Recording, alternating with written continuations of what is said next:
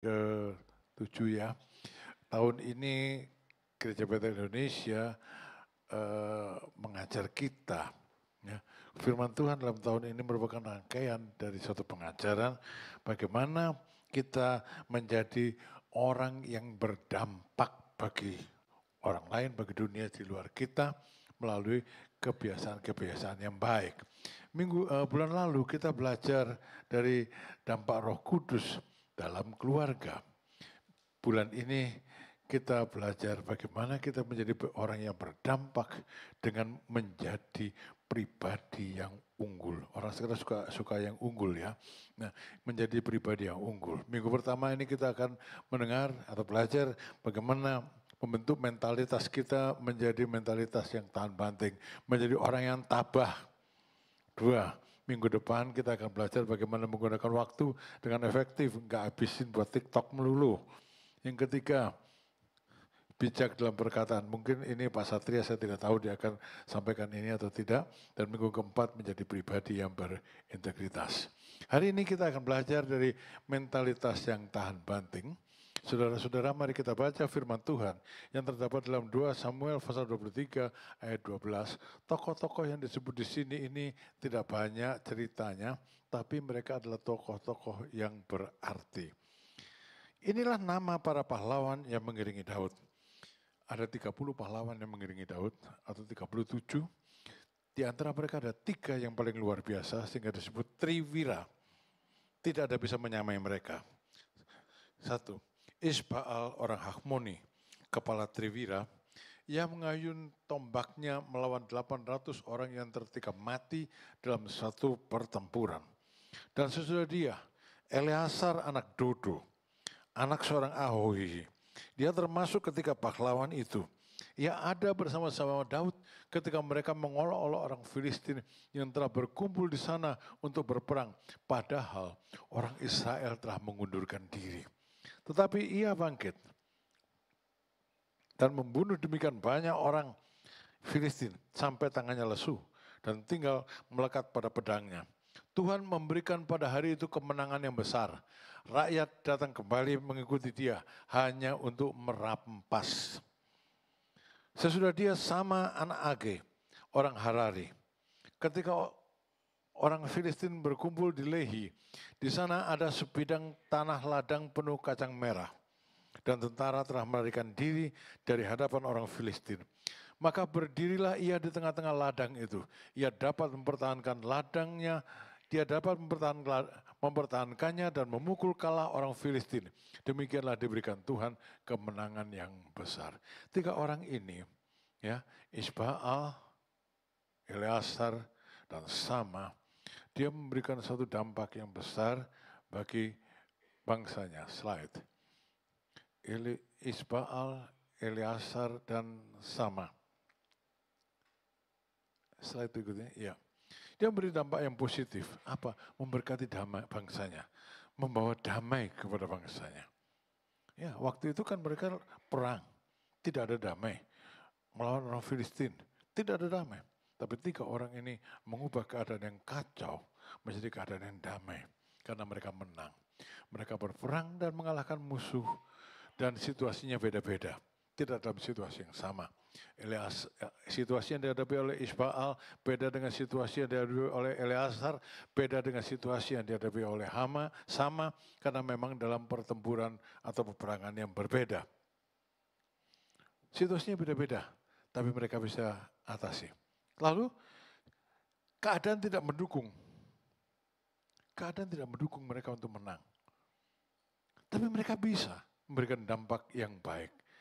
Membawa damai bagi bangsanya, memberkati bangsanya. Kita masih perang. Iya, saudara-saudara. Slide berikutnya. Kita berada dalam tantangan atau peperangan juga. Peperangan rohani. Peperangan yang sifatnya rohani, bukan badani seharusnya. Dari luar, dari dunia yang dikuasai oleh iblis ini. Kita menghadapi peperangan. Kita diperlakukan tidak adil. Dirugikan. Dikhianati. Dan banyak hal lainnya. Ya, dipersekusi seperti kemarin kejadian di mana? Di Sukabumi.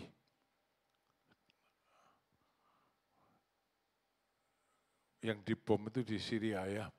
Nah, kita banyak menghadapi perlawanan musuh dari luar. Tapi juga saudara-saudara, ada dari dalam. Dari dalam itu adalah reaksi kita terhadap perlakuan tidak adil. Reaksi kita waktu dirugikan, reaksi kita waktu dikhianati dan sebagainya. Dan reaksi kita seringkali itu berasal dari daging kita. Apa? Marah-marah.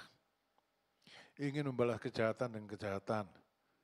Ya, kalau marah nggak berani, membalas nggak berani, maka pahit hati. Pahit hati. Dan saudara, kalau kita mengikuti keinginan daging ini, reaksi seperti ini, maka dalam peperangan itu kita kalah. Kalah. Marah-marah tidak mengubah keadaan menjadi lebih baik. Ya, membalas keadaan menjadi lebih buruk pasti. Karena membalas tidak ada habisnya. Pahit hati paling konyol. Ya, saya pahit hati sama Ibu Eli. Saya yang rugi, saudara. Dia mungkin nggak tahu sih kalau saya pahit hati sama dia. Saya yang konyol, itu paling konyol. Reaksi pahit hati itu paling konyol, paling menghancurkan. Menghancurkan diri sendiri dan menghancurkan orang lain. Sebab apa? Orang pahit hati itu perkataannya jelek melulu.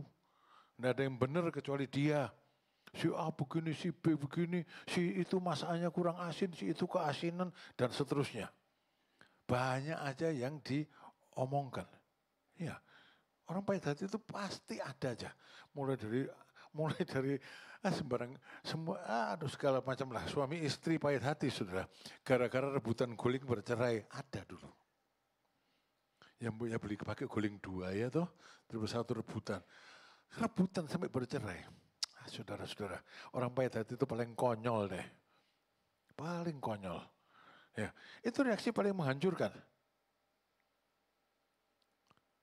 Jadi bagaimana? Mari kita belajar, saudara. Belajar di tengah zaman yang seperti sekarang ini. Di tengah zaman yang buruk, saudara mendengarkan berita buruk, sehari-hari berita buruk, dan mungkin diperlakukan buruk sehari-hari. Coba ada orang salah, saudara tegur, matanya melotot lebih galak dari kita. Ya toh? Coba ada orang utang, kita tagih, dia lebih galak dari kita. Kan gitu zaman sekarang ini. Kebalik. Saudara, di tengah zaman yang penuh tantangan ini, Tuhan membangkitkan pribadi-pribadi yang berani slide ya. Di tengah tantangan yang di tengah zaman yang penuh tantangan ini, Tuhan membangkitkan pribadi-pribadi yang berani berdiri teguh demi kebenaran dan kesetiaan. Dalam ayat-ayat yang kita baca tadi, kita diperkenalkan pada 3 pahlawan luar biasa dari pasukan Daud, Isbaal, Eleazar, dan Sama. Yang bukan hanya ahli perang, tapi juga lambang iman, keberanian, dan pengabdian. Apa yang membuat mereka memiliki mentalitas yang tahan banting? Saudara-saudara, semuanya punya iman, semuanya punya keberanian, semuanya punya pengabdian. Tapi masing-masing ada ciri khasnya yang paling menonjol. Dan mari kita belajar. Satu, Isbaal, orang yang paling istimewa. Ya, meskipun tidak banyak cerita tentang Isbaal, tapi dia adalah orang yang paling istimewa. Tidak ada yang menyamai dia dari antara semua pahlawan-pahlawan Daud. Dia adalah orang yang gigih. Belajarlah untuk gigih. Dalam ayat yang ke-8 dicatat bahwa Isbaal mengalahkan 800 orang dalam satu pertempuran. Sebuah pencapaian besar yang menunjukkan kegigihan luar biasa. Ayat 8 tadi bunyinya gini, inilah nama para pahlawan yang mengiringi Daud. Isbaal orang Hakmoni, kepala Triwira, yang mengayunkan tombaknya melawan 800 orang yang tertikam mati dalam satu pertempuran. Saudara, dalam pertempuran melawan orang Filistin dulu, orang Israel itu seringkali kalah jumlah. Bukan cuma kalah jumlah, kalah persenjataan. Karena Tuhan itu aneh juga kalau menurut saya. Orang Israel itu tidak boleh punya kereta kuda. Orang Israel itu tidak punya pasukan berkuda. Dilarang sama Tuhan. Daud saja yang taat itu. Jadi orang Israel itu pasukannya jalan kaki semua. Orang Filistin pakai kereta kuda. Orang Filistin naik kuda. Dan itu kan kalau sekarang itu bisa disamakan dengan tank. Tank itu, zaman dulu itu. Jadi sulit untuk mengalahkan. Dan seringkali memang dalam pimpinan Saul itu tidak gigih ya, mentalitasnya mentalitas jelek. Jadi kalau lihat gitu, rajanya bingung, rakyatnya kabur, rajanya bingung dan kalah. Tapi sudah beda dengan di zaman Daud. Meskipun mungkin ya waktu itu orang Israel sudah kalah, sebetulnya secara perhitungan kalah kayaknya, ya. Tapi Isbaal sebagai seorang pimpinan tentara diperkirakan, tidak tahu betul tidaknya ya, dia itu seorang jenderal. Tapi kalau dipikir dia adalah perwira yang paling hebat dari semua perwira Daud. Mestinya jenderal itu pantas. Dan dia berperang, pasti ada pasukannya. Saudara, kalau zaman sekarang jenderal itu adanya di markas. Jalan Cipto. Terus pasukannya suruh maju. Tapi Isbaal, saudara, dia di depan. Dia beri contoh kepada pasukannya bagaimana mengalahkan musuh. Dia beri contoh kepada pasukannya bagaimana bertempur. Dan saudara dalam satu pertempuran, dia menginginkan tombaknya melawan 800 orang dan tertikam mati di situ. Kemenangan, perdamaian kembali. Damai di Israel. Bukan gencatan senjata, damai di Israel. Ini dampaknya. Isbaal itu artinya, Isbaal nama itu artinya hidup untuk tuannya. Atau engkau telah membuat aku berhikmat. Hidup untuk tuannya. Tuannya siapa? Waktu itu Raja Daud. Tapi kalau kita, Tuhan kita siapa? Tuhan kan? Orang Pantai Kosta dulu kalau dia nyanyi hampir tiap minggu, mati hidup buat Tuhan, mati hidup buat Tuhan, kan gitu. Ya, nah saudara-saudara, ingat kita mesti hidup untuk Tuhan kita. Siapa Tuhan kita? Tuhan Yesus Kristus. Ingat, jangan hidup untuk diri sendiri. Dan Tuhan memberikan hikmat sehingga Isbaal bisa memimpin pasukannya mengalahkan orang Filistin. Saudara, slide berikutnya. Isbaal orang yang gigih, memiliki keberanian dalam menghadapi tantangan, bahkan ketika tantangan itu adalah hal yang besar di hadapannya. Dalam kehidupan rohani, tantangan bisa melelahkan. Tapi orang yang gigih tidak berhenti hanya karena sulit. Ia terus berjalan dalam kekuatan Tuhan. Kemenangannya menjadi kesaksian bagi pihak lain. Sebagai orang percaya sekarang, kita ini adalah bertempuran melawan Filistin. Dunia, daging kita sendiri. Tidak ada habisnya. Aduh, ada nyanyian dari Rachel Mutiara itu, apa namanya?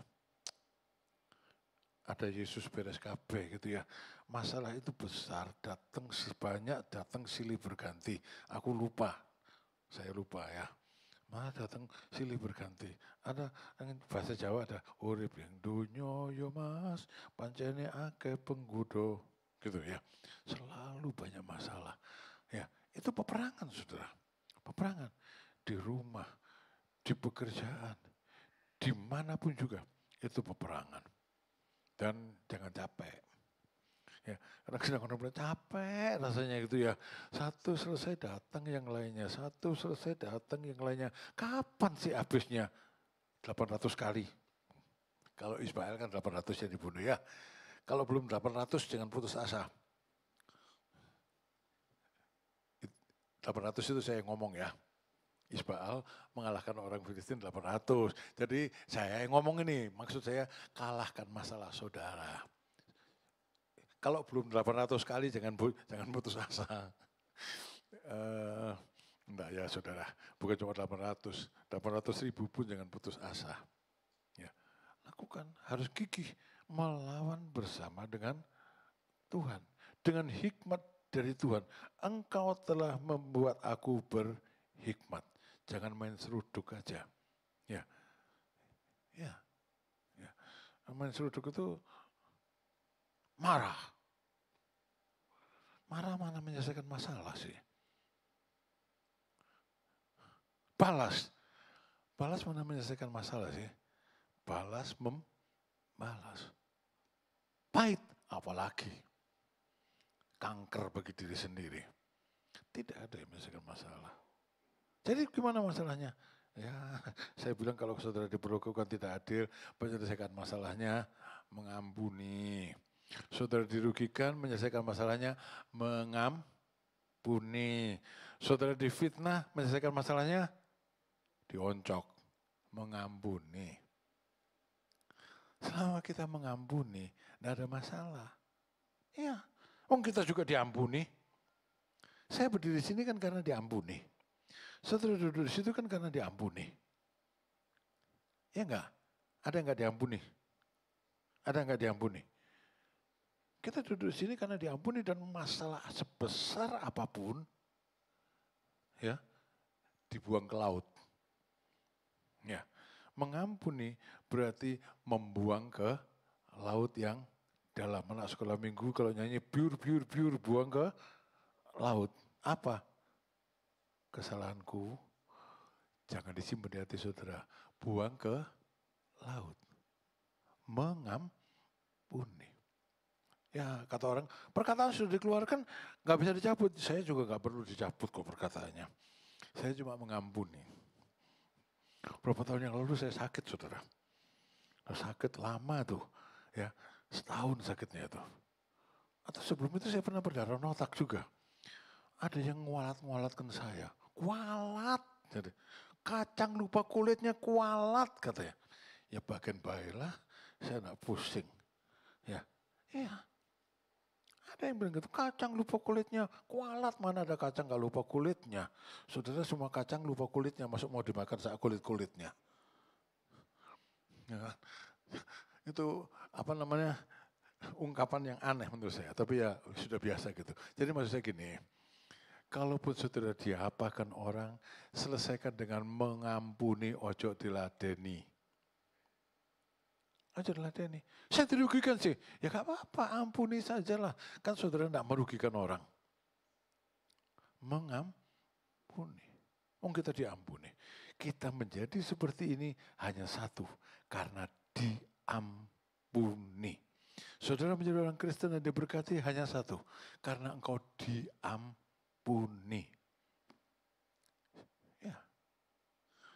Pengampunan itu luar biasa, saudara. Yang kedua, slide berikutnya. Belajarlah untuk tunduk dan taat. Belajarlah untuk tunduk dan taat. Itu adalah Eleazar, anak Dodo. Dia tidak meninggalkan Daud ketika yang lain mungkin telah melarikan diri. Ia memilih taat dan setia, berdiri bersama pemimpinnya dalam menghadapi musuh. Slide berikutnya ayatnya. 2 Samuel pasal 23 ayat 9-10, dan sesudah Isbaal ada Eleazar anak Dodo, anak seorang Ahohi. Ia termasuk ketika pahlawan itu. Ia ada bersama-sama Daud ketika mereka mengolok-olok orang Filistin yang telah berkumpul di sana untuk berperang, padahal orang-orang Israel telah mengundurkan diri. Tapi ia bangkit dan membunuh demikian banyak orang Filistin sampai tangannya lesu dan tinggal melekat pada pedangnya. Tuhan memberikan pada hari itu kemenangan yang besar. Rakyat datang kembali mengikuti dia hanya untuk merampas enaknya dewek, ikut perang dapat untungnya. Gitu ya. Saya capek-capek dia yang ngambil gitu. Itu kan gitu ya. Eleazar berperang sendiri, pasukan sudah lari kabeh, Eleazar berperang sendiri menang, lalu pasukannya datang hanya untuk merampas enaknya dewek. Banyak orang gitu ya. Tapi ya nggak apa-apa. Ya. Eleazar bin Dodo, Eleazar itu artinya Allah telah menolong kesayangannya. Siapa kesayangan Allah? Eleazar. Zaman sekarang siapa kesayangan Allah? Anak-anak Tuhan di dalam Yesus Kristus. Saudara-saudara, keadaan sudah betul-betul kritis. Itu juga jangan bilang damai, kacau deh. Ya, Daud, pasukannya kabur kabeh. Tinggal satu Eleazar, mungkin Eleazar ini ajudannya gitu kali ya. Ya. Nah, ini tidak meninggalkan Daud. Dia tunduk, dia taat kepada Daud, pimpinannya. Saudara, dia maju bersama dengan Daud dan dia menang. Saya tuh suka baca cerita silat ya. Saya pikir, kayaknya Eleazar ini lebih hebat dari Kueceng ya. Enggak, saudara-saudara. Karena dia kesayangan Allah. Ya, karena dia kesayangan Tuhan. Maka Tuhan bertindak untuk dia. Maka Tuhan bertindak untuk dia. Kenapa? Karena dia kesayangan Tuhan. Dia tunduk, dia taat pada Daud. Saudara-saudara, slide berikutnya.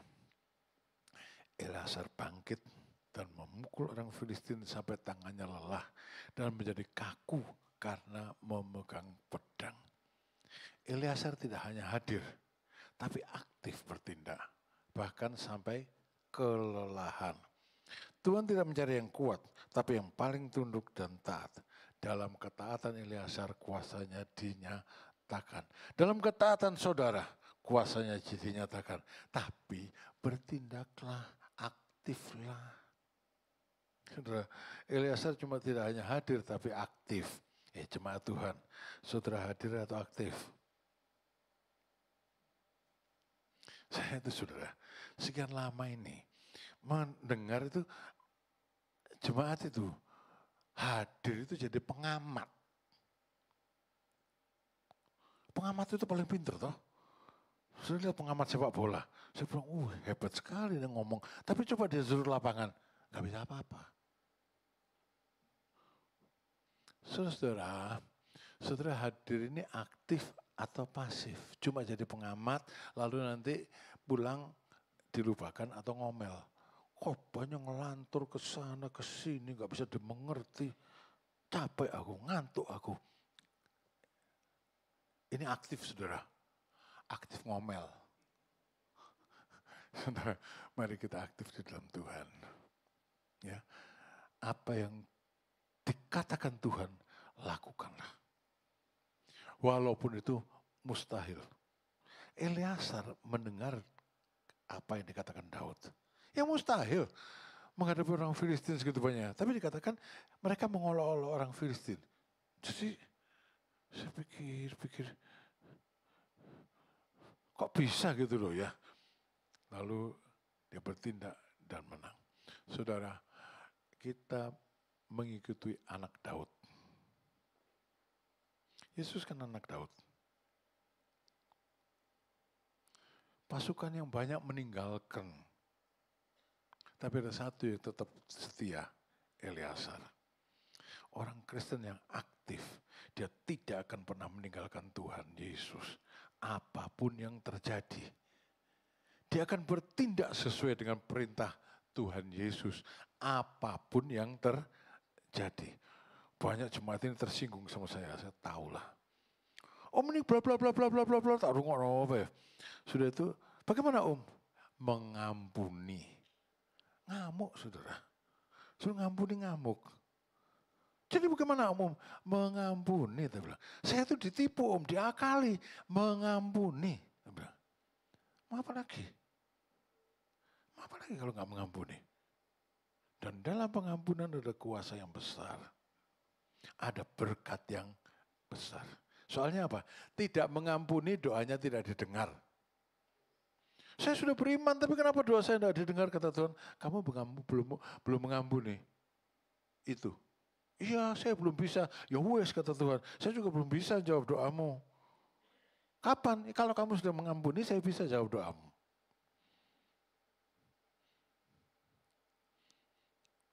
Mengampuni. Dalam peperangan rohani kita, melawan ketidakadilan, melawan fitnah, melawan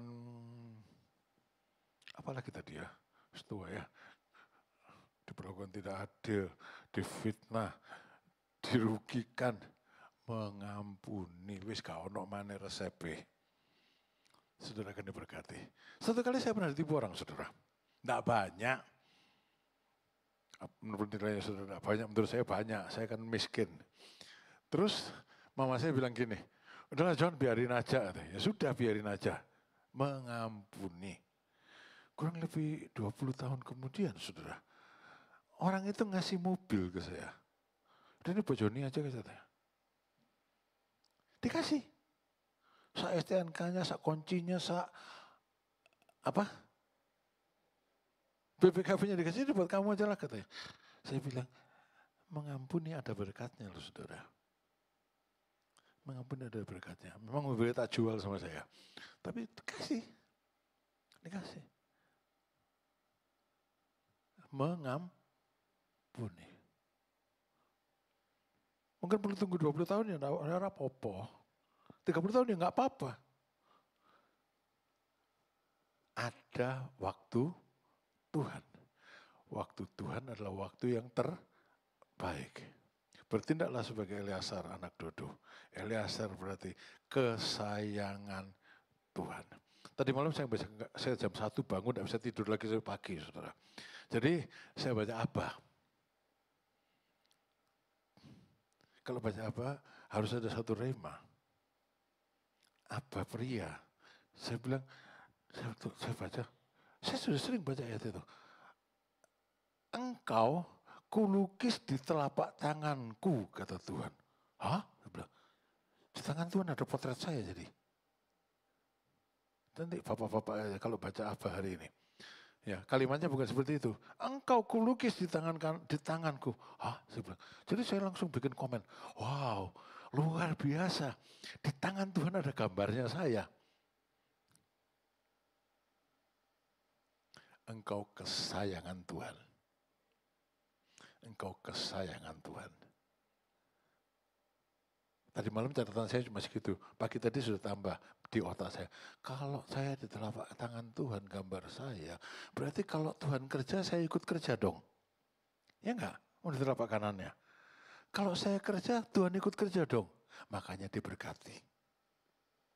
Makanya itu kunci untuk diberkati loh saudara. Mengampuni.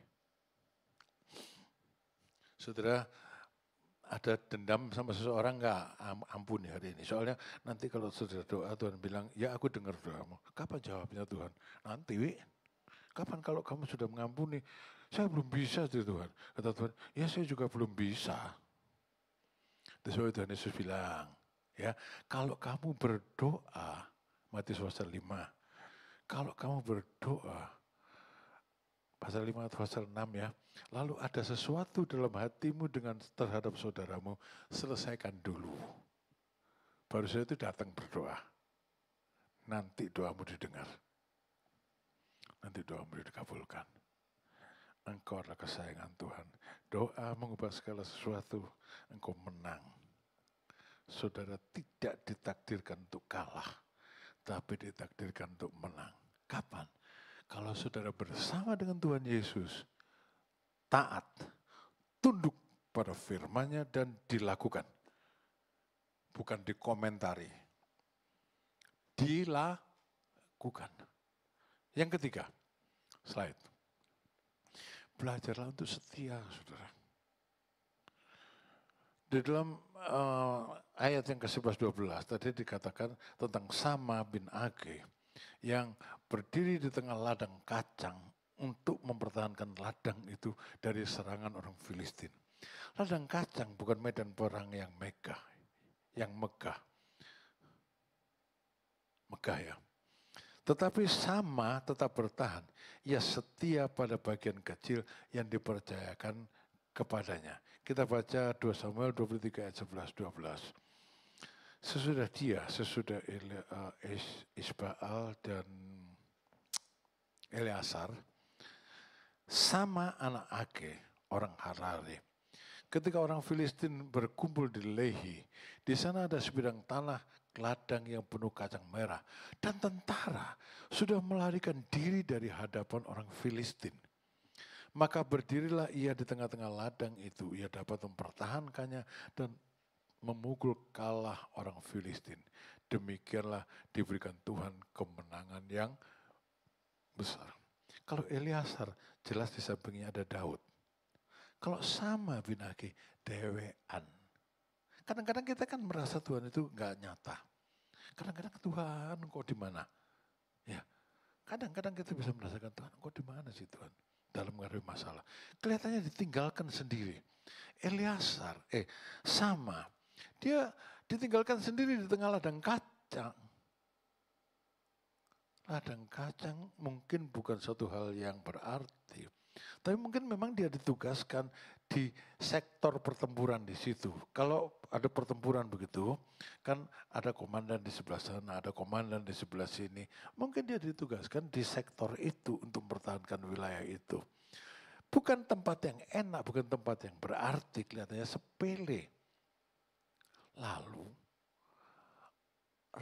tentara yang menyertai dia sudah kabur semua. Saudara, apa yang bisa dilakukan? Sering saya menghadapi keluhan, nggak didukung. Ini kan dia nggak didukung. Tentaranya sudah kabur semua, ditinggal sendiri, siapa yang mendukung dia? Nggak didukung, Tuhan juga nggak jelas. Kalau Eleazar masih lihat Daud, dia nggak lihat sama-sama, dewean.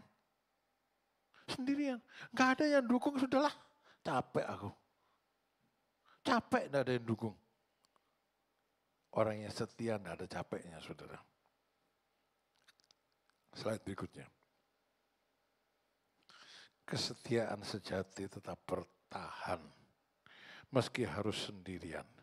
Orang yang setia tidak mencari dukungan manusia, tapi bersandar pada Tuhan. Setia. Saudara, nggak ada istilahnya, saya berhenti melayani, nggak didukung. Itu nggak setia namanya. Sudah pelayanannya gitu-gitu baik, sudah berhentilah, nggak ada yang mendukung lagi. Itu nggak setia namanya. Kerja gitu-gitu baik, sudah berhenti aja lah, itu namanya nggak setia. Nggak setia. Terhadap apa yang Tuhan karuniakan. Kesetiaan. Sama itu setia. Meskipun dia tinggal sendirian, dia setia pada tugasnya. Dia tidak pergi. Rasanya sih sama itu pikirannya, mati ya sudah tidak apa-apa lah, pokok ini harus dikerjakan. Ini harus dikerjakan apa? Mempertahankan ladang kacang. Front pertempuran yang letaknya di ladang kacang. Meskipun sendirian, saya tidak habis ngerti. Bagaimana bisa dia sendirian mempertahankan itu. Tapi memang pernah terjadi. Di zaman Samkok itu. Banyak baca segala macam dibaca. Samkok. Liu Bei itu punya saudara angkat satu Kuan Kong dan Zhang Fei. Dalam satu pertempuran tinggal Zhang Fei seorang diri. Tapi itu ada sungai dan ada jembatan kecil. Di sana musuh dia pertahankan sendiri. Ya memang meskipun 1000 di sana, kalau ini kan satu maju. Tapi kalau ini ladang kacang kan semua orang maju.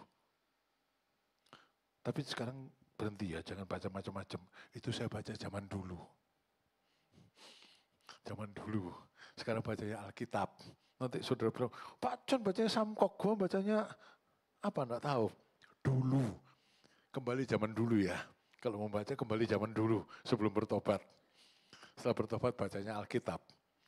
Tapi ya perlu tahu sedikit lah. Ya. Saudara-saudara, orang yang setia meskipun tidak didukung, dia melakukan tugasnya. Dia melakukan tugasnya. Mencari dukungan. Penting dukungan. Tapi kalau nggak didukung ya yang penting tugas dilakukan lah. Ya. Tuhan memberkati kesetiaan sama dengan kemenangan besar. Ini menegaskan bahwa kesetiaan membuka jalan bagi karya Tuhan yang dahsyat. Setia.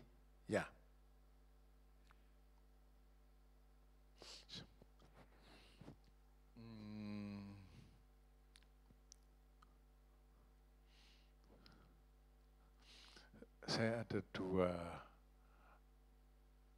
kejadian. Waktu itu saya masih tahun 80-an. Saya baru pindah ke Cirebon, tinggal di Pulau Saren. Di muka keraton Kacirebonan, praktek di situ. Satu siang ada sepasang suami istri datang. Saya terima. Mereka memperkenalkan diri, dokter, saya pendeta dari Sungai Serayu, Banyumas. Sekarang ke Cirebon. Oh iya, saya bilang, gimana kabarnya, baik. Ini ngomong itu terus dia bilang gini, saya pindah, saya tinggalkan Serayu. Loh, ladang pelayanannya kok ditinggalkan? Saya bilang, jangan, dokter tahu katanya. Saya miskin menderita di sana. 50 rupiah, dulu kan koinnya 50 rupiah ya. 50 rupiah aja saya nggak punya kadang-kadang katanya. Jadi pikir, ini enggak setia saudara. Ya hari itu saya kasih seadanya saya bisa kasih. Saya bilang kembali, enggak kembali saudara. Berapa bulan kemudian istrinya kembali seorang diri dan keadaannya lebih buruk. Meninggalkan tugas tidak pernah membawa kebaikan dengan dalih apapun juga.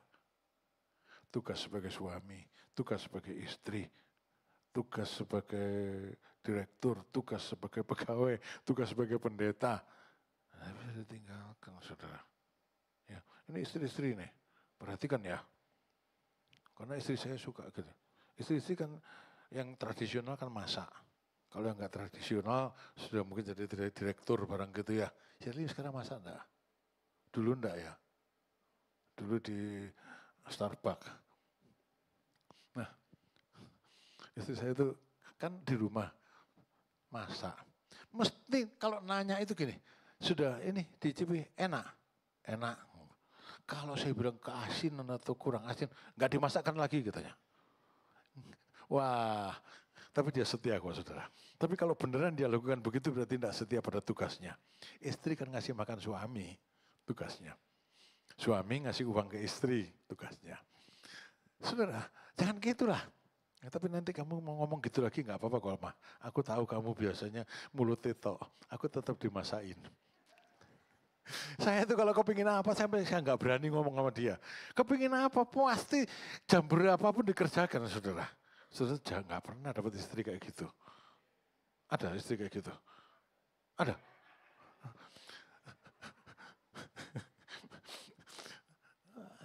Langka saudara. Biarlah, setialah ya. Perhatikan, perhatikan. Tidak setia tidak pernah menjadi berkat. Dan tidak pernah diberkati. Lalu, kejadian yang lain.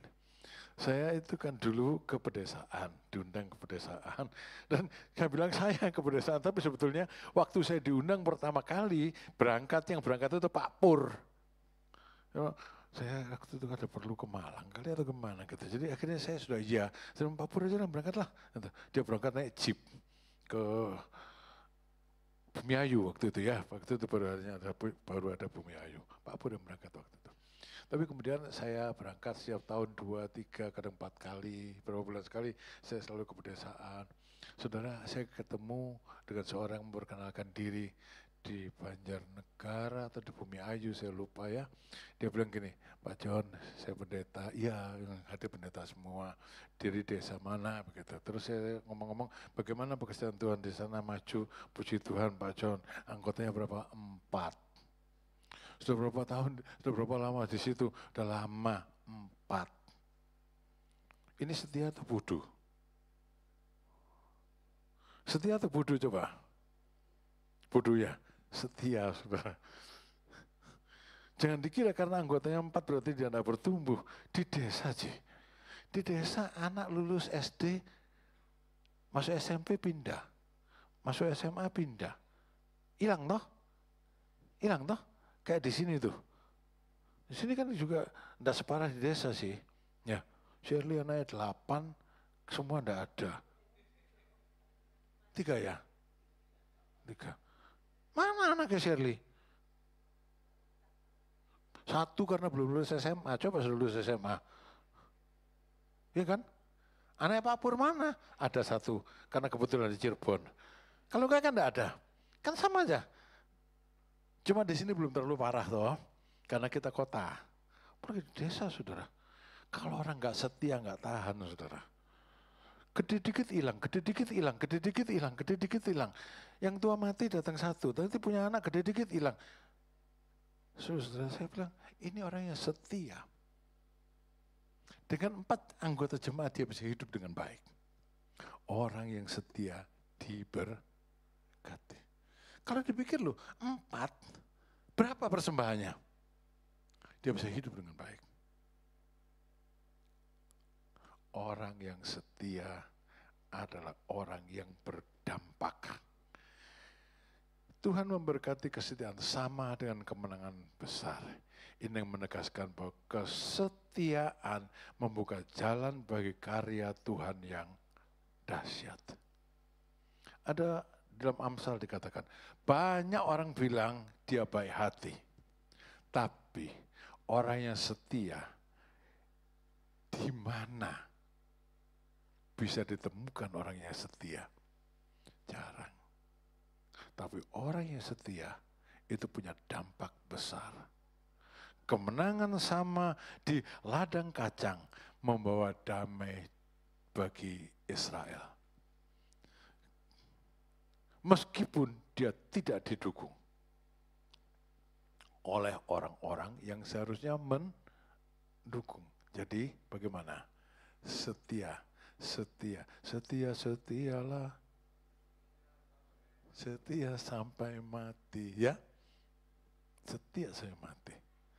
Jadi saudara-saudara, mari. Kalau mental kita tidak tahan banting, kita bukan orang yang tabah. Kita tidak akan memberikan dampak yang baik. Dunia ini kacau, di mana-mana tidak ada damai. Di mana-mana kita jumpa ketidakadilan, kejahatan, kekejaman, fitnah dan sebagainya. Ya, ijazahnya palsu. Shirley itu ijazahnya palsu tuh. Fitnah merebak di mana-mana. Tapi kita, saudara dan saya, seharusnya memberi dampak yang baik. Membawa dari dalam kekacauan kita memberikan damai. Karena kita gigih seperti Isbaal. Kita taat seperti Eleazar. Kita setia seperti Sama. Dan Tuhan dipermuliakan. Saudara tidak akan rugi. Berkat besar menanti saudara. Kalau kita memberi dampak yang positif. Tuhan memberkati. Kayaknya saya khotbah 37 menit. Oke.